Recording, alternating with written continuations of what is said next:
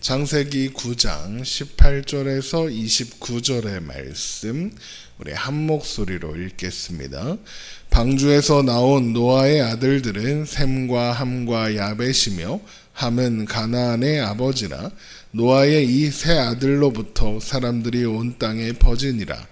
노아가 농사를 시작하여 포도나무를 심었더니 포도주를 마시고 취하여 그 장막 안에서 벌거벗은지라. 가나안의 아버지 함이 그의 아버지의 하체를 보고 밖으로 나가서 그의 두 형제에게 알림해 셈과 야벳이 옷을 가져다가 자기들의 어깨에 메고 뒷걸음쳐 들어가서 그들의 아버지의 하체를 덮었으며 그들이 얼굴을 돌이키고 그들의 아버지의 하체를 보지 아니하였더라.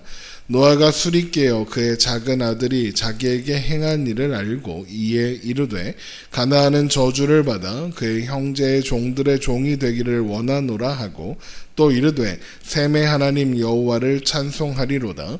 가나안은 셈의 종이 되고 하나님이 야벳을 창대하게 하사 셈의 장막에 거하게 하시고 가나안은 그의 종이 되게 하시기를 원하노라 하였더라.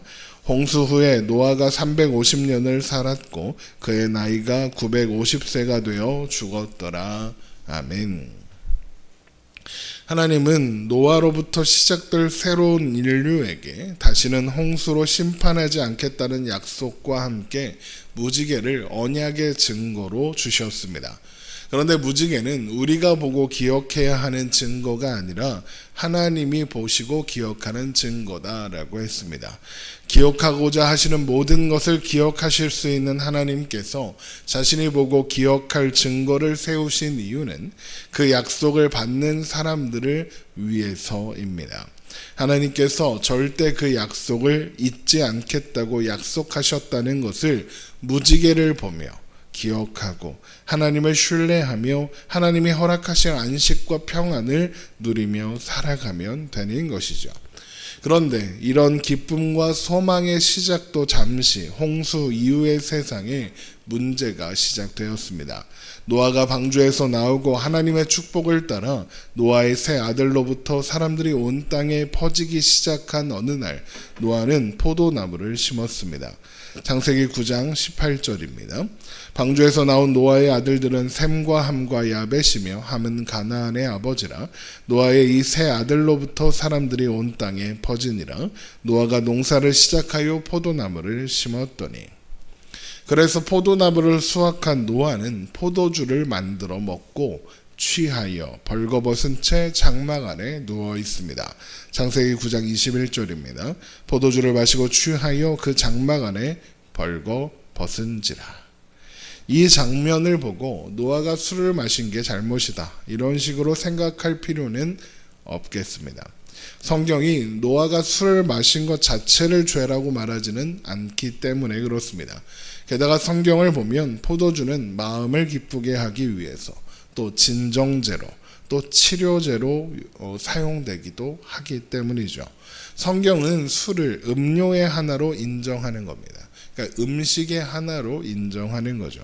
그러니까 포도주나 술을 마시는 것 자체가 문제다라고 할 필요는 없는 겁니다. 그런데 성경이 분명하게 금지하는 것이 있습니다. 바로 과음입니다. 호세아서를 보면 과음을 하나님에 대한 갈망을 마비시키는 매춘과 같은 것으로 여기는 것을 볼 수 있습니다. 그만큼 하나님은 과음을 심각한 죄로 다루고 계시는 겁니다. 그러니까 문제는 경계라는 거죠.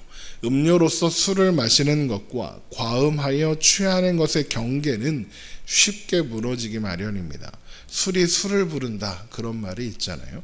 그래서 절제할 수 없다면 술을 멀리하는 것이 지혜로운 태도다라고 하는 것이고, 한국 기독교는 절제하지 못하는 술 문화 속에서 들어온 종교였기 때문에 그것을 심각한 문제로 보고 한국 기독교가 술 마시는 것을 금지하고 있는 겁니다. 노아만 봐도 알 수 있습니다. 노아가 과음하지 않았다면 장막에서 벌거벗은 채 있지 않았을 것이고 함의 아버지의 하체를 볼 일도 없었을 겁니다. 그러면 함의 아들 가나안이 저주를 받을 일도 없었을 테죠. 뭐든지 과한 게 문제인 겁니다.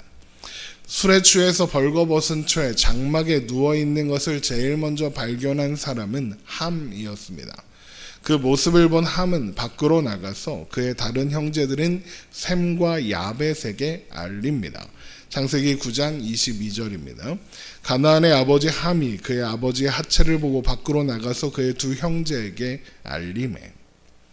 함의 이야기를 들은 셈과 야벳은 옷을 가지고 뒷걸음쳐 노아의 장막으로 들어가 노아의 하체를 보지 않고 덮고 나오게 됩니다. 창세기 9장 23절입니다. 셈과 야벳이 옷을 가져다가 자기들의 어깨에 메고 뒷걸음쳐 들어가서 그들의 아버지의 하체를 덮었으며 그들이 얼굴을 돌이키고 그들의 아버지의 하체를 보지 아니하였더라. 얼마 후에 술에서 깬 노아는 함이 자신에게 한 일을 알게 되었고 함의 아들인 가나안에게 그가 그의 형제들의 종들의 종이 되기를 원한다라고 저주를 선언합니다. 창세기 9장 24절입니다. 노아가 술이 깨어 그의 작은 아들이 자기에게 행한 일을 알고 이에 이르되 가나안은 저주를 받아 그의 형제의 종들의 종이 되기를 원하노라 하고. 그런데 말씀을 이렇게 따라가다 보면 지금 이 노아의 모습은 좀 뜬금없어 보입니다. 술에 취한 것도 노아고 옷을 벗은 것도 노아입니다. 함은 그렇게 장막에 누워있는 노아를 보고 가서 형제들에게 말했을 뿐입니다. 이게 함의 아들인 가나안을 이렇게까지 저주할 만한 심각한 문제였느냐 생각해 볼 필요가 있는 거죠. 그럼 이게 왜 그렇게 심각한 문제일까? 심각한 문제는 맞는가? 물론 심각한 문제가 맞습니다. 9장 24절을 보면 노아가 술이 깨어 그의 작은 아들이 자기에게 행한 일을 알고 라고 되어 있습니다. 술에 취해서 해롱거리고 있던 노아가 어떻게 술이 깬 후에 함이 자기에게 행한 일을 알았을까요? 노아는 분명 술에 취해 있었고 소위 말하는 필름이 끊겨 있었을 겁니다. 그러면 함이 한 일을 알려면 누군가 말해줘야 되는 겁니다. 그러니까 함이 그냥 보고 형제들에게만 이야기했다면 노아는 몰랐을 겁니다. 그러니까 셈과 야벳이 와서 함이 그냥 보기만 했다 이렇게 잃은 건 아닐 거라는 겁니다. 그들은 아무 말도 하지 않았고 조용히 아버지의 하체를 가지고 왔습니다. 그러니까 셈과 야벳이 잃은 게 아닌 겁니다. 그들은 아버지의 수치를 가려주었습니다. 그러니까 아버지가 그런 상태였다는 걸 누구에게 말하지 않았을 겁니다. 왜요? 그들은 아버지에 대한 존중을 나타내니까요.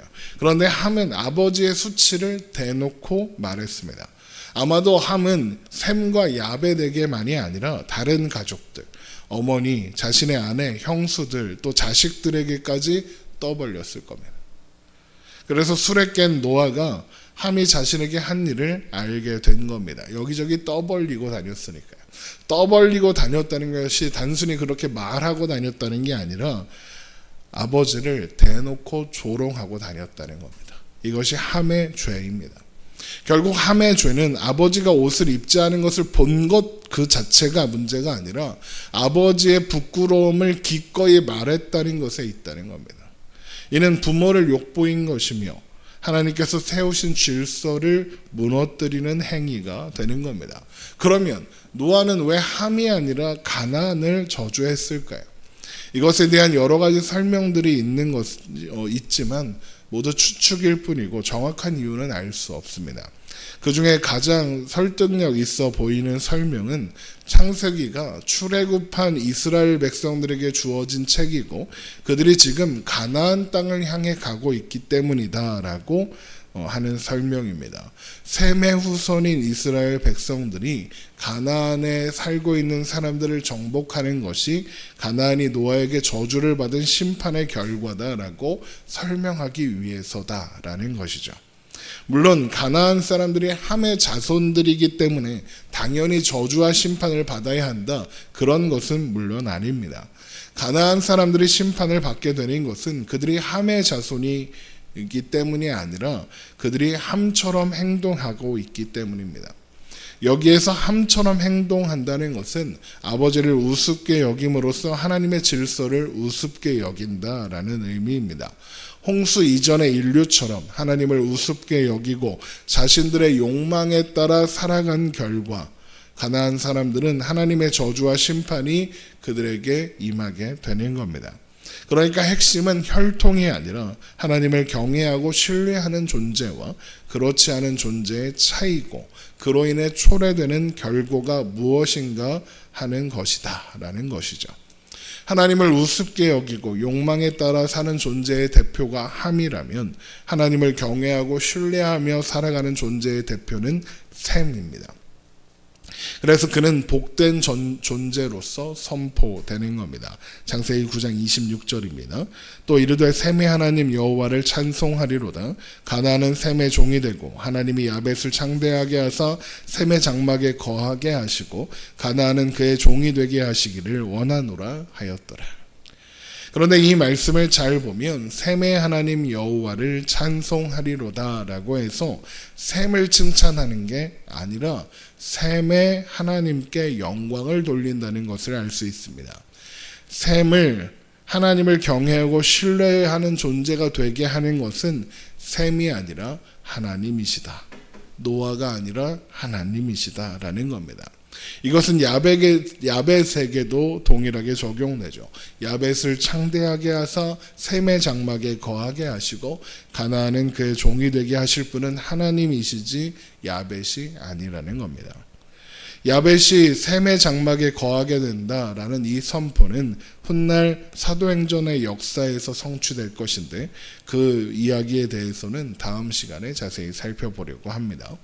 그렇게 노아는 홍수 이후에 350년을 더 살았고 950세가 되던 해에 죽었습니다. 창세기 9장 28절입니다. 홍수 후에 노아가 350년을 살았고 그의 나이가 950세가 되어 죽었더라.